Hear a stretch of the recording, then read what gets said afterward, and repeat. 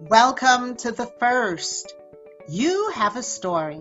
If you look back on your life, you've done things for the first time that no one in your family, in your town, in the country has done. This is Dr. Sandi. You have unknowingly paved the way for others without knowing it or even acknowledging it. This is where you tell your story so that those who come after you can walk in your footsteps to build their own firsts. Kijuan Amey is the first in his family to be blind and start a business. He's a wounded veteran, a man of God, and a man of passion who wants to show people they still can, even when they think they can't. After losing his sight in a motorcycle accident, Kijuan continues to do the things he loves, especially playing drums in church to prove that the accident could not silence the rhythm within him. His book, Don't Focus on Why Me, can be found on Amazon.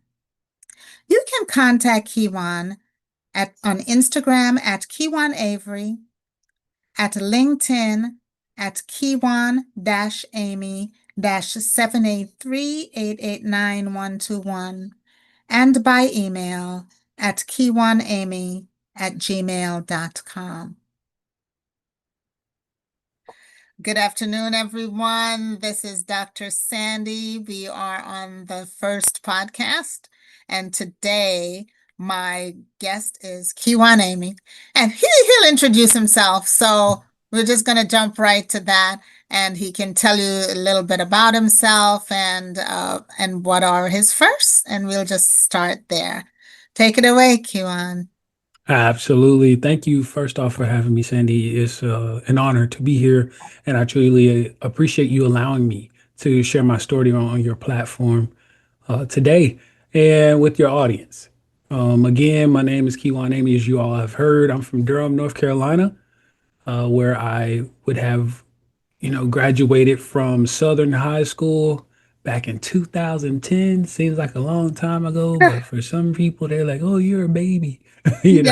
Yes, you are. You know what I'm saying? And so I'm in the middle. I'm like right there in the middle of that baby and oh gosh, you're old type phase. And Yes. so yeah, graduated from Southern High School, had aspirations of going to college, but was derailed by an admission hiccup and What was wasn't the able. hiccup? Why were you derailed?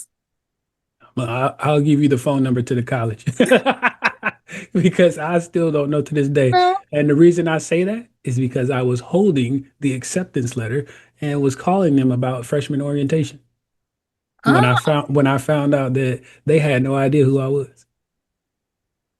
in your school This is not this is the college that I got accepted to. that you got accepted. They don't have your admission, they don't have anything forms. They didn't have a thing on me in their database. Okay. Now, I'm sitting here, now hear me clearly. I'm staring at this letter because it's got my name, their letterhead, their address on it, and I know I didn't mail it to myself. So, you know, I'm like, what? What do you mean Now, you do don't you even see? want to go to that college now if they can't even find you? Like, how messed up is everything else? Well, first and foremost, that and once I, tried to clear everything up on the phone, like I'm like, you know what? It's probably the spelling of my name. Let me just spell it out for you No because it's point. a unique name, right? I did all of that over the phone, and she still couldn't find me. I said, okay, no, don't worry about it. Now, as easy as it sounds as I'm saying it right now, that's not how easy it was when I said it then, because Right. I felt defeated because I really wanted to go to school. You know, I had got that letter. I'm telling everybody I'm going to A&T, like all this stuff. And they're like, what? You going to? Yeah. Man, you should walk onto the football team. I probably will. You know? And so, man, when I got that letter and found out that they had no earthly idea who I was, I'm like, okay, somebody playing games. So what did you do? That was the pivot. I went to the military. So that's when I Ah, went and talked to the recruiter. like maybe a day or two later. I didn't waste no time because I had already graduated high school Right. at this point. And so maybe a day or two later, I went to go talk to the recruiter. Now, ultimately, I joined the Air Force, but initially, I went to talk to the Navy recruiter. But he taught me out of going to the Navy. Oh, oh no. He taught me out of going to joining the Navy. I'll tell you how. When you don't answer the questions I have for you, I don't want nothing to do with you. Oh All wow. all he kept wanting to talk about was a job. I know you need a job to get into the military. That's not the question here. The question here is how can I get my schooling paid for using this GI Bill thing y'all have? Because I don't understand it. Okay. You know, um, every whatever they say is free, ain't fully free. So what do I have to do to get it? You know what I mean? Understood. Yeah, so he wasn't answering the question. He was just trying to hand me a pamphlet, and I said, I read this online before I came to see you. I don't understand. Could you break it down? And he never did. So I walked right out of that office, sure did, went across the Maybe he hall. just didn't know that part of it. Hey, hey, call one of your other recruiters over there. Right. It was three others in the room. You telling me all y'all don't know? Y'all need to go back to recruiter school because they all go to school. They all go through a school. Yes, they do. So that means all y'all need to go back to school if none of y'all know this. So I don't want nothing to do with you. And so when he couldn't answer my question, I chuck up the deuces. I got to go. And sure enough, he wasted 45 of my minutes and I went across the hall to the Air Force and um talked to them. And right as soon as I walked in the office, on the wall, it had a pennant that said Community College of the Air Force. Ah. Yeah, I said, oh, they might know something. I said they might know something. And I walk in there and the office is empty, but they were standing there talking to each other. I don't know what about. Maybe lunch plans, I don't know. But they were talking to each other and I walk in and I'm standing there and they turning their heads to look at me and they're like, "Can we help you?" I'm like, "Oh yeah, I think I want to join the Air Force." And then one of the guys was like, "Oh, come on in." And so that's how that Right. started. And so what was your time in the Air Force like and how long did you stay and So I was in there on paper for 10 years, 3 months, and 17 days. mm, I'm not counting. Um, the reason I say on paper is because about 6.5 years in, I had a motorcycle accident that caused me not to be able to work anymore. So that's why I say on paper, and then I right. give you the other number. But my time in that I did get to work, so fun. It was awesome. I What had made it fun? What made it fun for you? the job, the job I had. So, I mean, there were some, cool people that I met along the way, but the job was more fun than anything. What was the I'm job that you so, were doing? yeah, I'm so geeky and nerdy, but this was like geeky and nerdy combined with mechanical, like almost. And what the job was in-flight refueling. That's where Oh, you refuel planes in midair. wow. Yeah. So did you have to learn how to fly a plane to do that?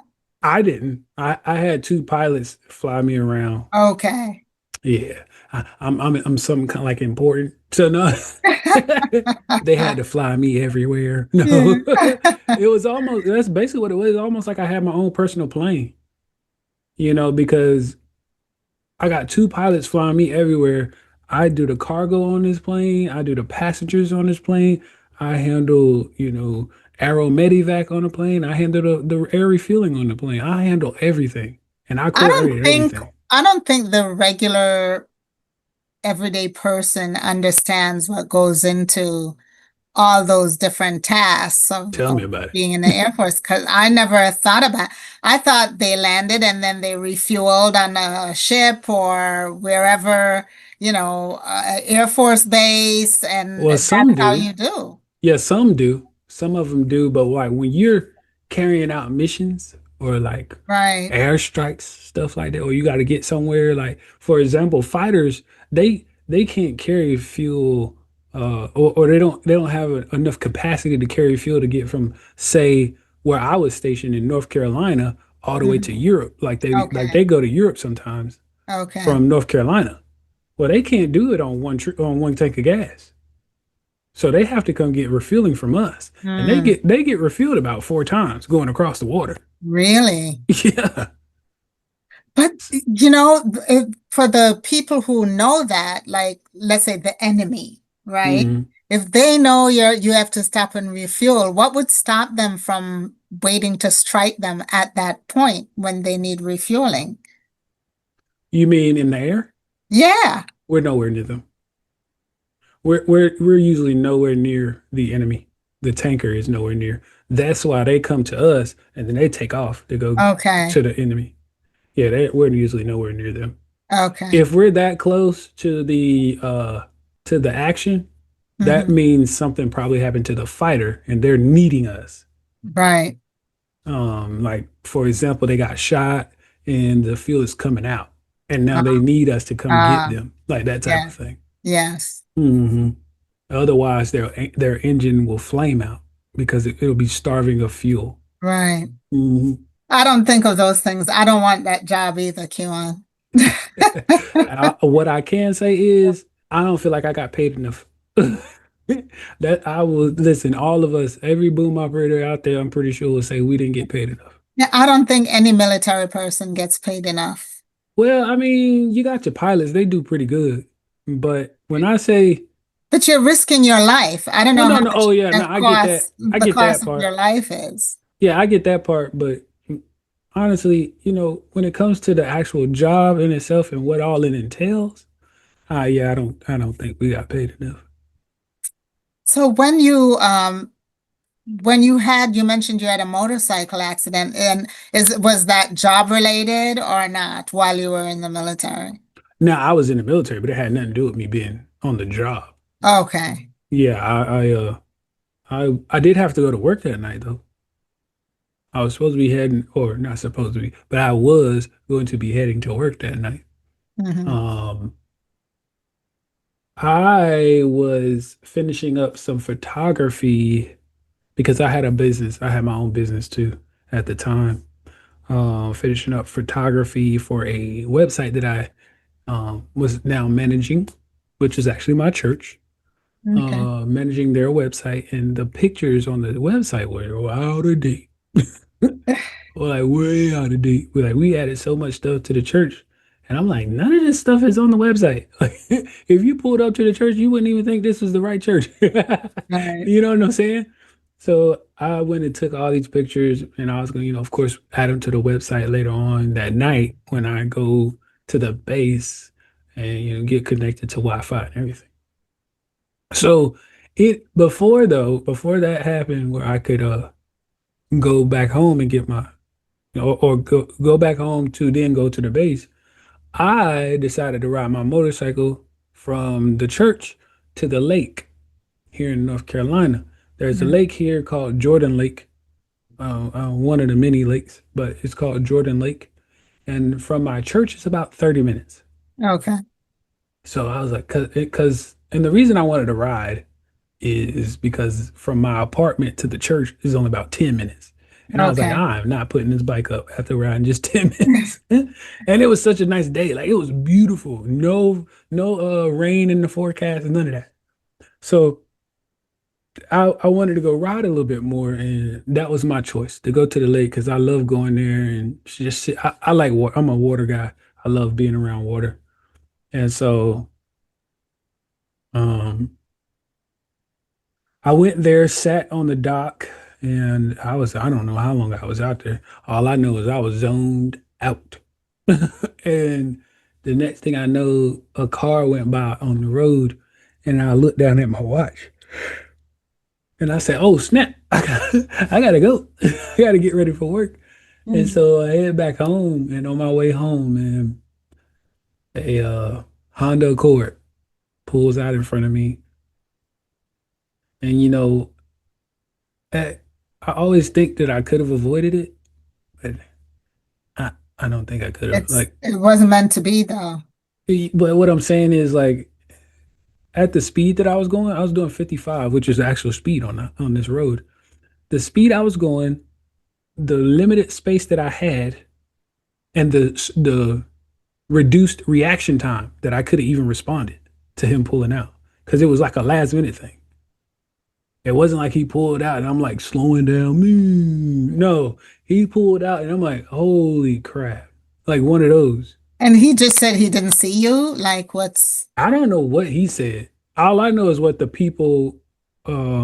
the two witnesses that were there, what they said. I don't know what he said. The two okay. witnesses said that they were behind him, by the way, at this same intersection. They said they saw me coming, so they don't know why he didn't. Right. That was what they put on their police report. Okay. So this is all documented on the police report. And so when I caught wind of it, I was like, I don't really want nothing to do with this. Like with him, you know what I mean? Because he actually wanted to come see me in the hospital, Hmm. but I said no. I was like, yeah, no. Why would I want to see him? This man just changed my life forever. And that was, of course, that time. When you wake up to something like that, you're not trying to see the person who did it. Yeah. You know what I mean? Correct. Um, I'm still trying to get over the fact that I can't see. I'm still trying to get over the fact that I'm bedridden right now. You literally damaged me from head all the way down to my right foot. I am jacked up. But this story goes on because I'm still talking to you. That's right. But You God. know, But God. oh yeah, Right? but God, nobody but God. And so I did get asked that question if I wanted to, see him. I said, for what? Do you want me to go do you want me to go to jail or something? I'm confused. Like, because I'm gonna find a way to get to him. At that time, there's a lot of anger. Yeah, yeah, yeah. No, that was some anger, animosity, everything you can think of. Okay, and um, now since then, of course forgiven him. Never talked to him before, but I Okay. have forgiven him in my own right. Because with me being a faith believer, I can't hold things like that. Correct. You know, that's what a lot of people don't understand in this walk that we have. You got to let that stuff go. And it's hard. It's It hard. is. It's a process, Oh right? yeah. Oh It's yeah. a It took a process. trust me, it won't overnight. It took a couple years for me to do it. But I did. And that's what matters. It's That's not right. about when you do it. It's you have to do it. At some point you gotta do it. And you And feel better as a person. It's like a weight is taken off of you, and you let go of that anger. You still feel a little weird about it because you can't see. You don't have your sight back. So it's a yeah. reminder. But you just have to open up your heart and say, I can't carry this with me forever. Yeah, when you said I feel better, it reminds me of a song. It goes a little something like this. I feel better. Yeah, So much much better. better when I lay Lay my my burdens burdens down. down. Yes, Come on yes, now. yes. So that's what that is. When you do the forgiveness thing, that's what you're doing. Getting rid of all that weight, them burdens, all that's let it go. It does. Let it go. Because the more you hold on to it, it's like, say, for example, you tied a ball and chain to your ankle. And that thing is gonna you might not be tired at first, but you're gonna get tired of carrying it around for after a while. It's it really wears you down Yeah, yeah. physically. Just even though it's an emotional thing, it Hmm. wears you down. And I remember as you were talking about that I hadn't spoken to my father We didn't have a great relationship. Mm. And I hadn't spoken to him for years. Like we lived in the same house at least 5 years. I didn't even say good morning, right? Mm. To him. And then he wound up, he and my mom got divorced. And I'm like, thank you, Lord. I never have to see this man again. Mhm. But he's your parent. So you're Right. gonna run into him. You're gonna have to speak to him at some point. And just not speaking to him was a weight. It was a Oh weight. yeah. You have to really make an effort not to speak to someone, right? Especially when you see them. And one day it was just bothering me. I just found that this was bothering me. Like, this is your parent. You should be able to at least have a conversation or understand why he does the things he do.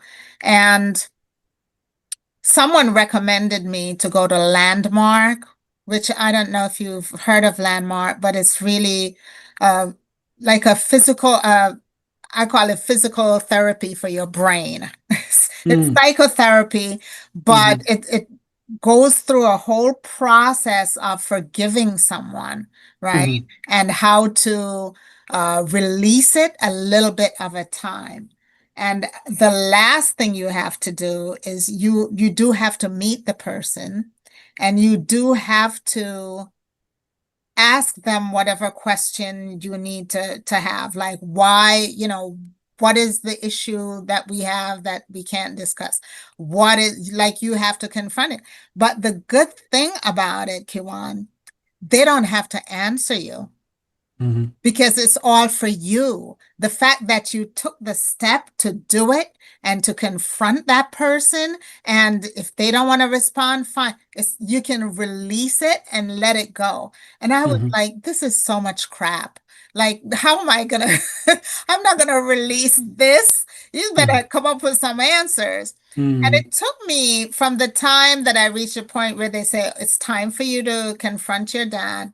I'm like, oh, this is not going to happen. I guess I'll never graduate out of this program.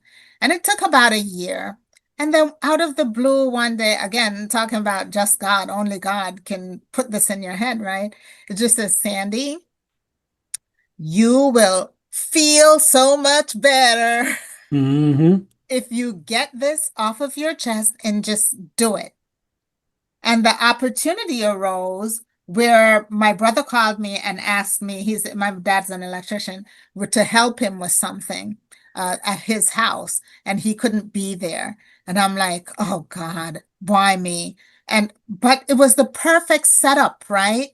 For just the two of us, no one else had to be there. I didn't feel like I had to confront him in front of people. And Mhm. if he wanted to answer me, he didn't have to because it's just the two of us.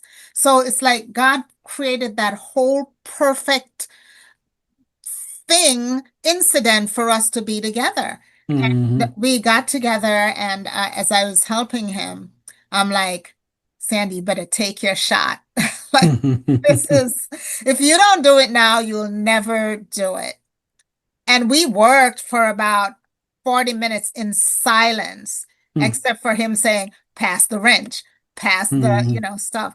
And he got up on a ladder. He was doing some electrical work in the ceiling. He got up on the ladder, and I'm like, I'm going to ask him when he can't look at me because his head is in the ceiling. Mhm. And, and I did it. Mhm. I started talking to him and asked him a bunch of questions, and he got very still and very quiet. And I even said to him, you don't have to answer me. I'm asking you these things, but the fact is that I could ask you and feel that I took that step to ask you. That's all I want to do.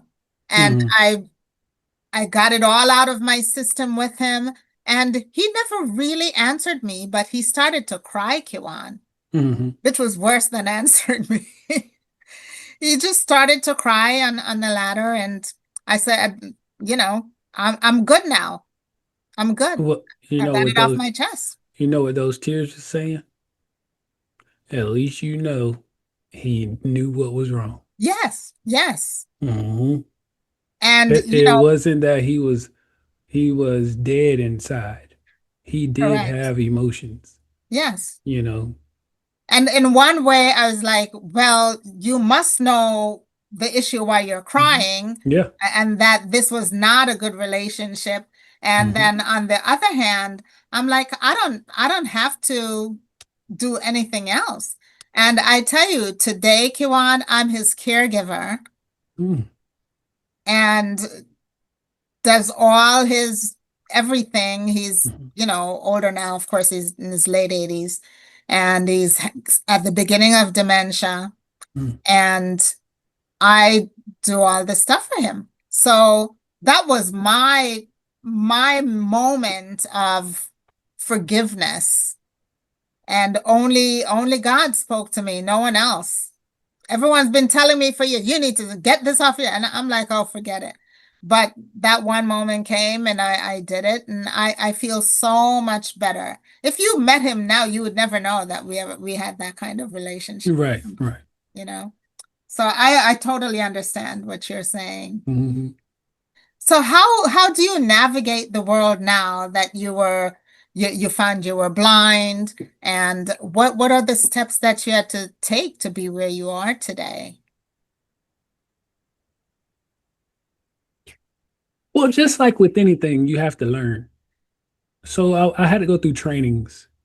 I went to a blind rehab center for Mm-hmm. that the VA offers. I went to two of those. Well, went to one in person and one was virtual because I did one during the pandemic when it Okay. first struck, and they weren't allowing people to come in Into person. right. So that's actually how I learned how to use a computer. Um, but yeah, I went to two blind rehab centers. I went through a self advocacy mini center. Um, took some other courses like with the Raleigh's School for the Blind. I took, I'm just what I do and have always done is continue to learn. If Yes. I don't know something, I need answers. So I'm seeking. It's time to now seek out what I need. And that's all I did. I just made sure whenever I can, if I couldn't find it for myself, I would ask somebody, or if I heard somebody mentioning something, see if they got some more resources, all this stuff. I was getting information left and right. All I had to do was open my mouth. Mm-hmm. That was it, because, But that's really good that the VA had that kind of help to give you also. well, the VA plus the Blinded Veterans Association. So I was a member of am a member of the Blinded Veterans Association, where I also was the vice president of my regional group at one point. Um, but when I went to one of their conferences, Mm-hmm. that thing opened my eyes. So I was like, there's no way all of these people are blind. You know what I'm saying? Like, there's a big old, first off, this for the first convention I went to was in Sparks, Nevada. I think that was 2019. It was either 2018 or 2019. Sparks, Nevada. And we're at this hotel slash and casino. This thing is massive. Yes. Why is there a bunch of blind people roaming around a hotel? Because they needed a bunch of conference rooms, for all the different regional groups to have their meetings, Right. their um, uh, respective meetings. So the thing is, I'm roaming. When I tell you I'm roaming around this hotel, I have no idea where I'm going. I am following the crowd, okay? And I'm like, hey, are we supposed to go this way? No, no, oh, this way? Okay, all right. So Did you I, have people who could see that were helping you? Like, they had volunteers. okay, They did have some volunteers that were around there, but it was like it was way more visually impaired people than volunteers. You know what I mean? right, So it's right. like if you get lost, it's like, uh, hopefully somebody helps you. So that was the first day. The next morning when I had to be downstairs for breakfast, I told my roommate, hey, don't leave without me. I'm going to go to breakfast with you. And then I went in the bathroom. Well, as soon as I say that, he leaves. Oh my goodness. I was like, I know I just heard that door close. So I stick my head out the door and I call his name. He was gone. How did you make it down there?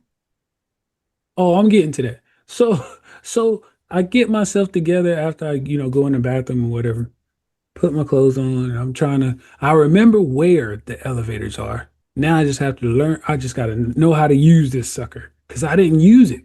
Like somebody else was pushing the buttons for me when I Right. was going up. And so now I got to figure it all out. All right, I called it. I'm good. Now I'm waiting on it. I get on there. Nobody else is on this thing but me. So now I'm trying to find the buttons and see if I can figure out which floor is which, you know. And so I can't figure it out. Just press all of them. I couldn't figure it out. So now, well, you don't want to press the fire button or nothing like Yeah, that. You know what I'm true, saying? So I'm like, true. I'm trying to figure it out. And I'm like, oh no. And then the elevator starts moving. I'm like, I didn't press nothing. You know what I'm saying? It was because somebody else called the elevator. Uh, Thank God it was one of the vendors that was at the convention. He was like, "Hey, how you doing?" I was like, "Uh, I'm good." He's like, "You trying to get down to breakfast?" I said, "Actually, yes." I said, "Are you here with the convention?" He said, "Yeah, I'm one of the that's vendors." nice. And he was like, oh, I was like, "Oh, okay." I, I was like, "Do you mind if I tag along with you?"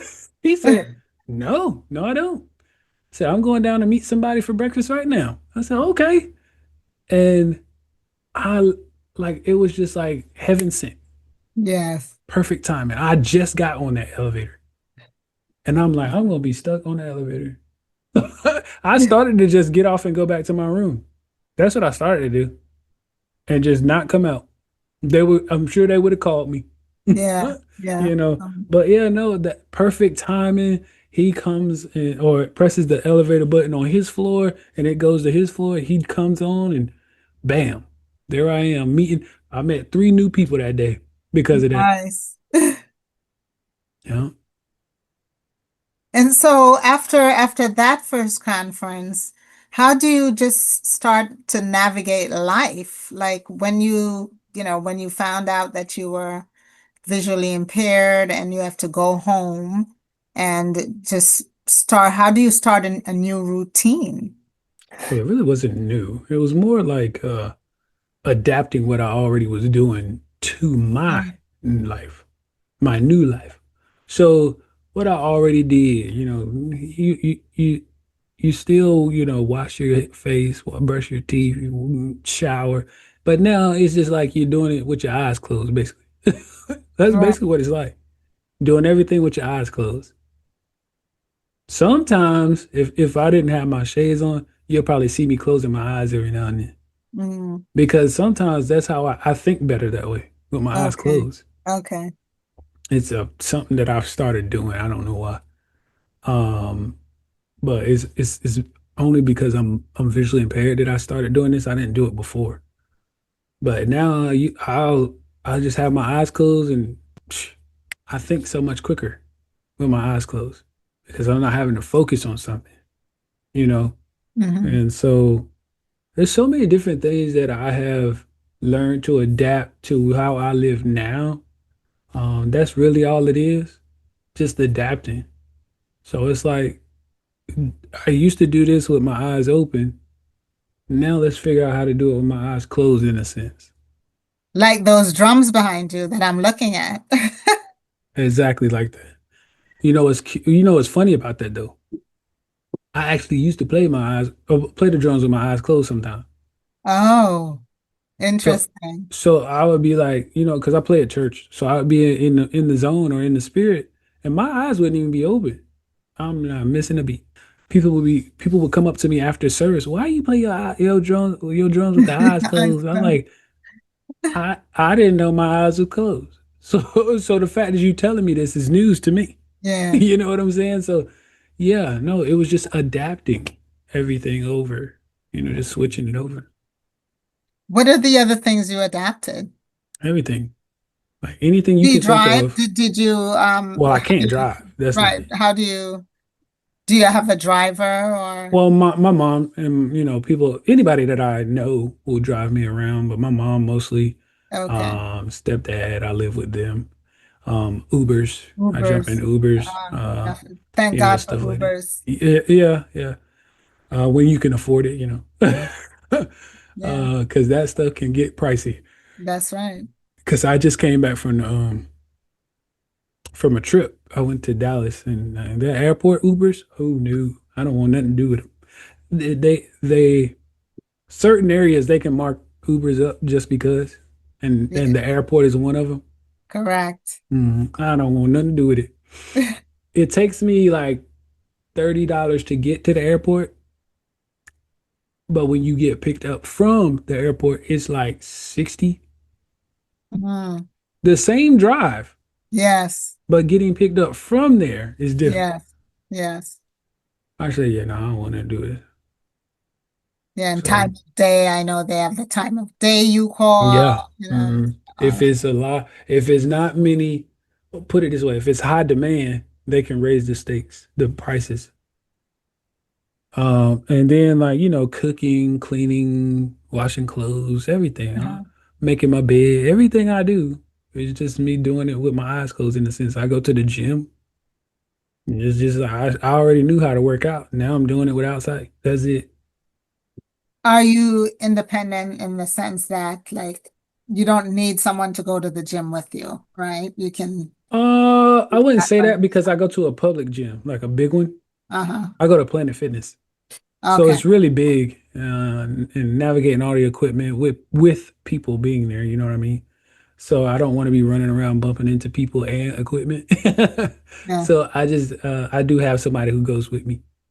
Okay. Oh, I'm telling you, that's such a big change in your life, right? Yeah. And for you to be here today, living your life, doing all the things that you do is a marvel in itself. Yeah. And being able to laugh at Yeah. some things, Ha! being able Absolutely. it's it's amazing. I And so love what laughing. role do you play in church? And has Other church helped you to overcome some of the difficulties that you have? well, other than playing the drums, um, I do also help out in like the youth ministry in my church. So we do this thing called youth focus and expression at my church. And Hmm. what that is like every third Sunday in our church is youth Sunday. And we do this little segment where you just teach a lesson that the youth can understand, and we also say the young at heart. Yeah, You know how yes. that goes. So and we just teach a lesson this last what's this? Yeah, the third Sunday of this month. So 2 Sundays ago, I I did the lesson for youth focus. It's between me and my cousin. She does it too. And Okay. so anyway, mine was based on the human brain, like the mind, and how we have to, instead of telling it what not to do, we need to tell it the correct thing to do. To do. So I don't know if you know this, but the human brain does not know how to comprehend negative. I didn't know that. It does not know how. It can try, but it doesn't know how, like fully to do it. So if you, for example, if I if I say don't think about the drums, You're gonna be thinking the about it. first thing you do is probably look back there because they're right behind me, you know? Yeah, And so but if I did this, don't think about an elephant. There's no elephant in this room, but I'm sure you still thinking about it right. because you're telling your mind not to do something else. Like, wait a minute, no, but you said, you know, Hmm. instead, how I flipped it for that segment was to say that, we can apply this to our children. You know, parents, we can apply this to our children. Instead of Yes. telling them, don't eat on the couch or don't eat in your room, say, you need to eat at the table. Able. Yeah. Don't give them that negative side. Tell them the correct thing to do. Say, you need to be eating at the table. Or for the older children that already know that lesson, you can go from this one. Don't come in this house late. You know what time your curfew is. Instead of saying that, say, curfew is at 10. I expect you on time.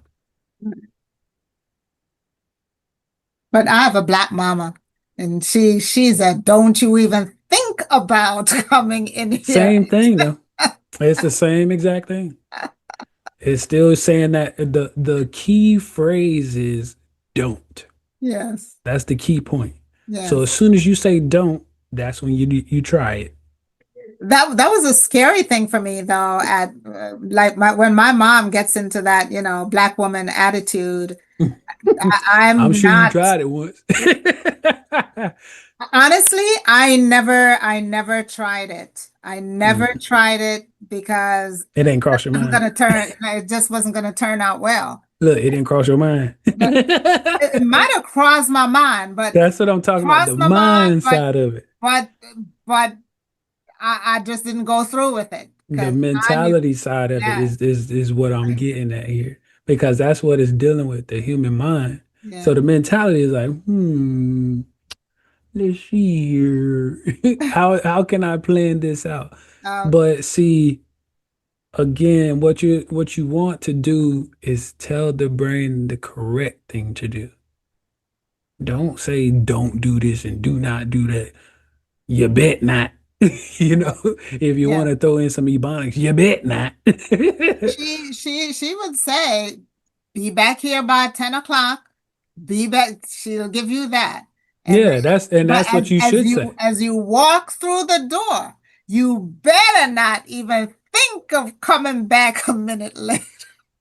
Yeah, no, Wow. if she would have left it But at the first part, yeah, you would have been just fine. yeah, You know, but that's all I think about as far as church. You know, I do. I mean, I'm a part of like some of the stuff the men do too.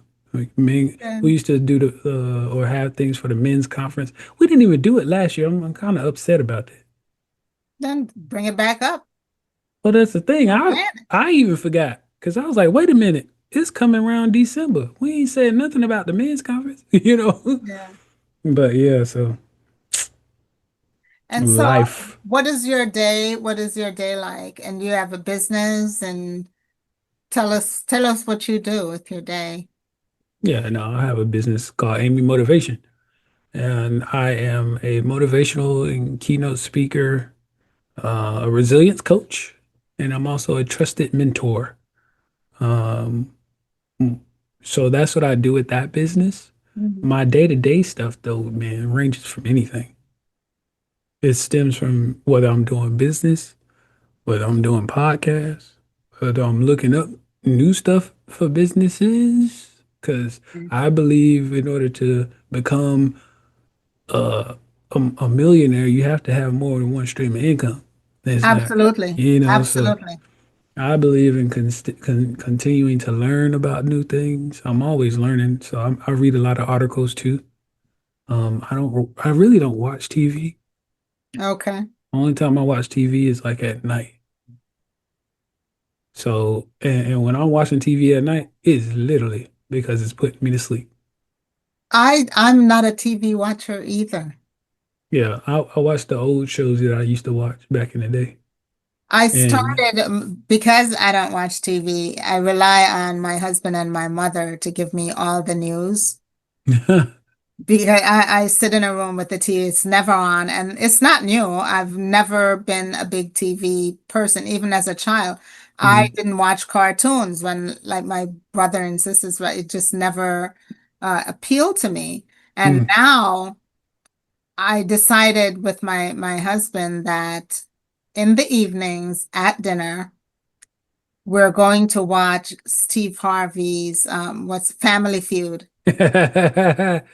Dun, dun, dun, We dun, dun, dun, literally, dun. because I do like the show, and he's like, Mm, but you never watch it. And I said, well, I don't, I don't have the time to watch it. So he said, okay, it comes on like at 7 o'clock or whatever, and we're going to take the time to just sit and watch, and we play along. We play along mm, and try to guess, while yeah. we eat.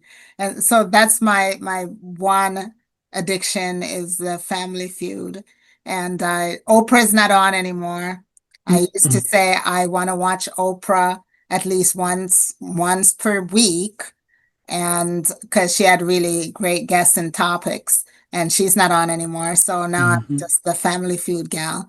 But for all the stuff that's going on, they update me or I get, stuff on my phone, and I just was never a TV person. I'm a movie person though.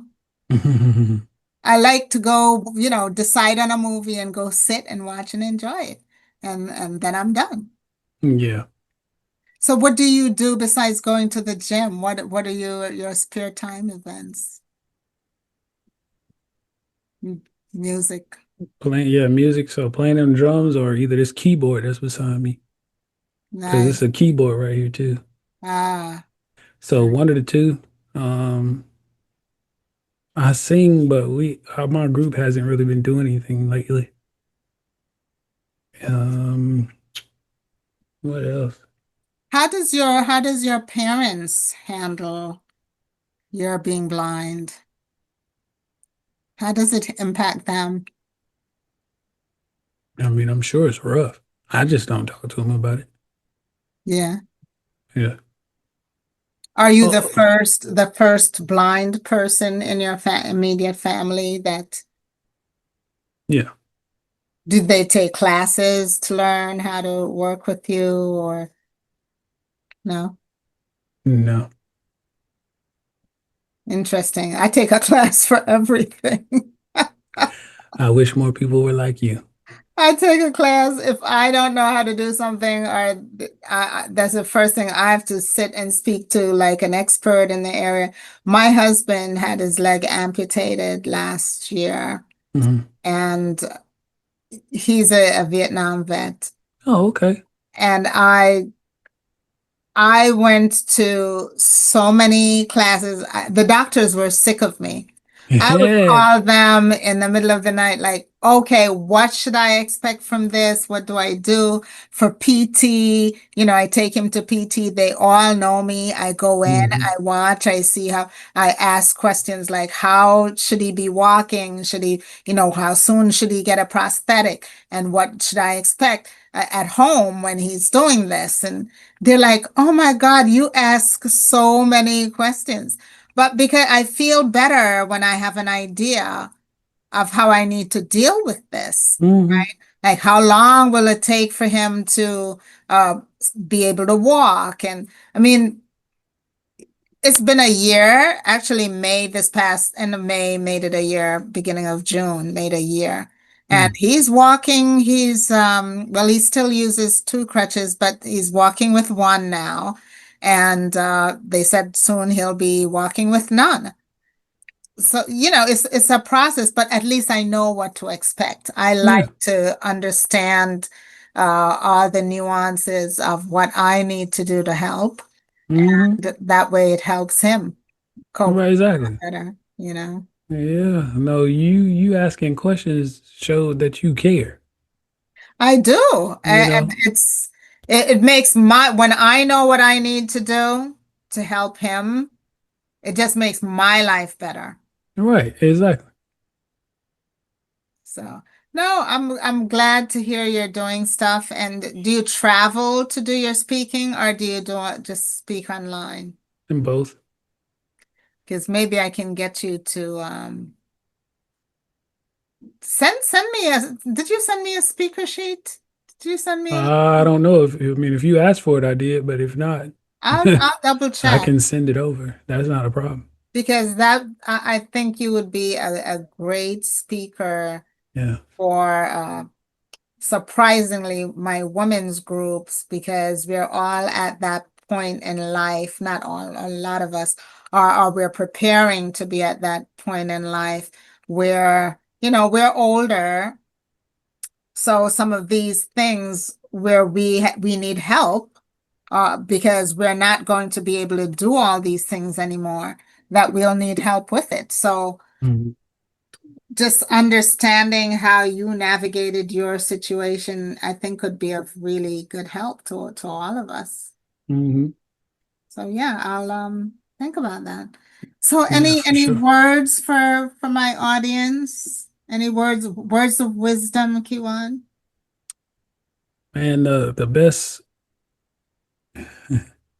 some of the best, words that I've heard, it come really easy, as far as what the message is. And all it is don't give up. As simple as that, don't give up. That's it. And because the next thing you need to understand is you can do it. If you don't give up, you can do it. True. And I had to tell myself when I was going through a lot of things, not just the vision loss or the eyesight loss, but even when I wanted to quit like football, like back in the day, I mean, because there was some things they used to make us go through that had nothing to do with me. Like we Mm, would get in trouble, and I'm like, yo, I'm not with this. okay. I'm not with this. I'm done. I'm quitting. I'm out.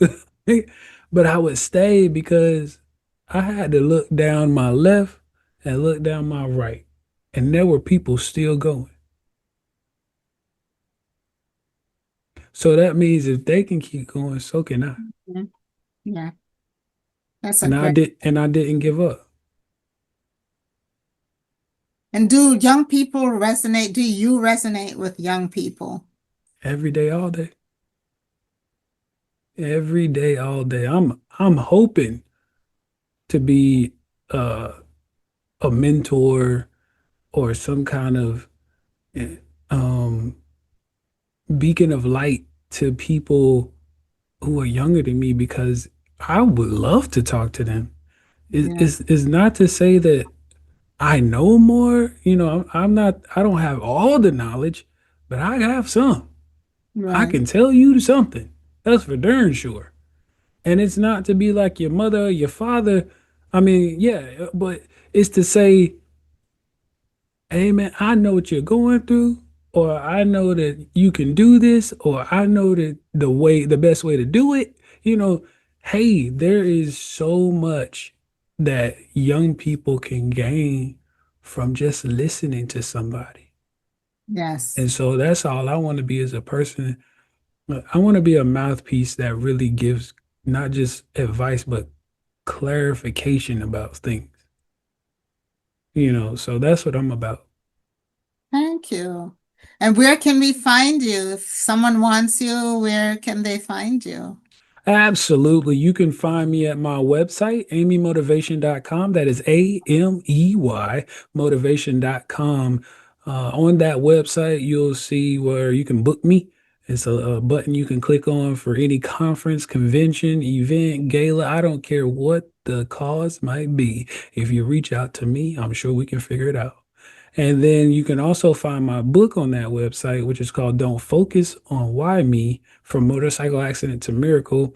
You can get the paperback version off of Amazon, or you can go to Kindle. You can get the audio versions from Audible or Apple Books. And so that is pretty much it. Oh, and if you want to follow me on social media, because I know people like to do social media as well or reach out to me via DM.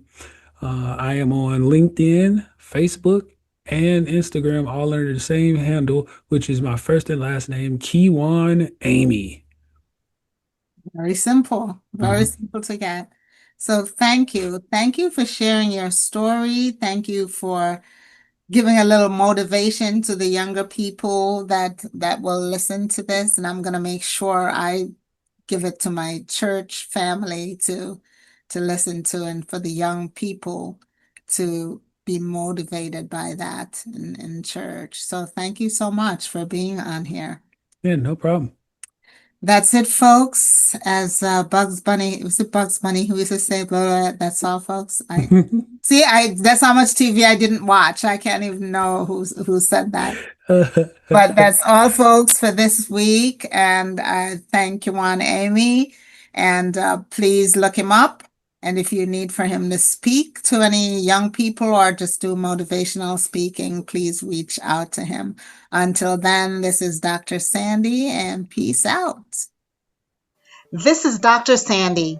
Thank you so much for sharing your journey on the first, where no two stories are alike, even if the circumstances are similar. Let this discussion serve as inspiration for others to show what's possible, and more importantly, to produce seconds and thirds.